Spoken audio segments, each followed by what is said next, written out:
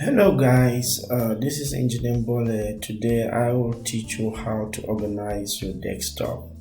Perhaps your desktop is populated and full just like mine and you want to know how you can do that. Let's begin. So first, we're going to create a folder. Right click on an empty space on the desktop and take new, and then you take folder.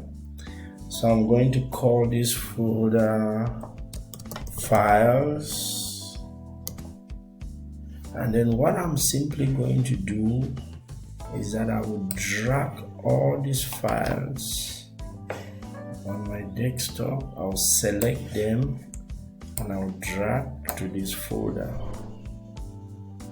You see, and now that this has done, I'll still drag the remaining files, and I make sure that I do not select the recycle bin and the files. What I did was, after selecting all, if I click anywhere it will just disappear. So after selecting all, I hold down the control key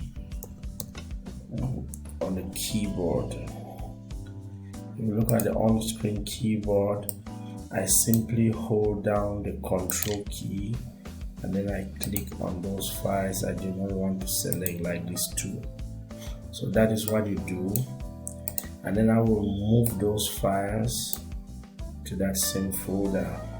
So now you see my desktop is very clean, and if I want to access these files, I can simply just double click on them and then I will go through.